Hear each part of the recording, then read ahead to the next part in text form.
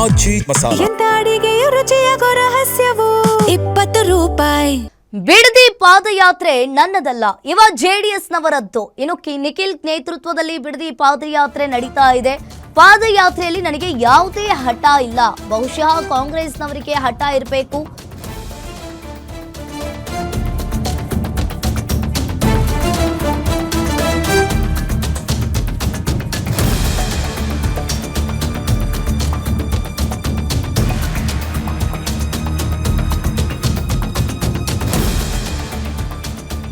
ಯಾವುದೇ ಹಠ ಇಲ್ಲ, ಇನ್ನು ಬಹುಶಃ ಕಾಂಗ್ರೆಸ್ನವರಿಗೆ ಇಲ್ಲಿ ಹಠ ಇರಬೇಕು.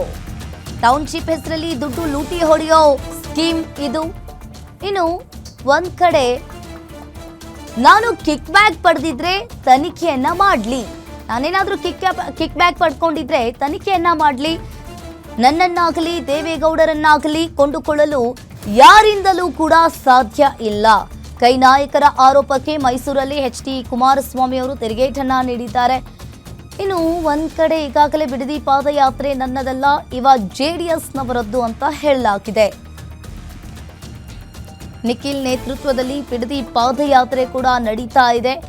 ಈ ನಿಖಿಲ್ ನೇತೃತ್ವದಲ್ಲಿ ಬಿಡದಿ ಪಾದಯಾತ್ರೆ ಕೂಡ ಆಗ್ತಾ ಇರುವಂತದ್ದು. ಬಹುಶಃ ಕಾಂಗ್ರೆಸ್ನವರಿಗೆ ಹಠ ಇರಬೇಕು, ನನ್ಗೇನು ಇಲ್ಲ, ಟೌನ್ಶಿಪ್ ಹೆಸರಲ್ಲಿ ದುಡ್ಡು ಲೂಟಿ ಹೊಡೆಯೋ ಸ್ಕೀಮ್ ಇದು, ನಾನು ಕಿಕ್ ಬ್ಯಾಕ್ ಪಡ್ಕೊಂಡಿದ್ರೆ ತನಿಖೆಯನ್ನ ಮಾಡಲಿ, ನನ್ನನ್ನಾಗಲಿ ದೇವೇಗೌಡರನ್ನಾಗಲಿ ಕೊಂಡುಕೊಳ್ಳಲು ಯಾರಿಂದಲೂ ಕೂಡ ಸಾಧ್ಯ ಇಲ್ಲ. ಕೈ ನಾಯಕರ ಆರೋಪಕ್ಕೆ ಮೈಸೂರಲ್ಲಿ ಎಚ್.ಡಿ. ಕುಮಾರಸ್ವಾಮಿ ಅವರು ತಿರುಗೇಟನ್ನ ನೀಡಿರುವಂತದ್ದು.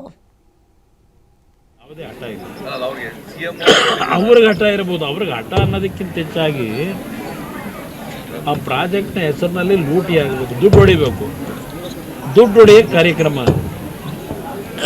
ನಾನು ಹೇಳೋದಲ್ಲ, ಇವತ್ತು ಅಲ್ಲಿ ಆ ಲೋಕಲ್ MLA, ಆ ಕ್ಷೇತ್ರದ MLA ಈಗೇನೋ ಮಂತ್ರಿ ಆಗೋರೆ, ಅವ್ರು ಏನೇನು ಹಿಂದೆ ಮಾತಾಡೋರೆ ಪಾಪ ಸೋಷಿಯಲ್ ಮೀಡಿಯಾದಲ್ಲಿ ತೋರಿಸ್ತಾರೆ ಹುಡುಗರುಗಳು. ಸ್ವಲ್ಪ ಅದನ್ನೊಂಚೂರು ತೆಗೆದು ನೋಡಕ್ಕೆ ಹೇಳಿ. DLF ಇಂದ ಕಿಕ್ ಬ್ಯಾಕ್ ಬಂದಿದೆ ಅಂತ ಹೇಳಿ ಯಾರಿಗೆ?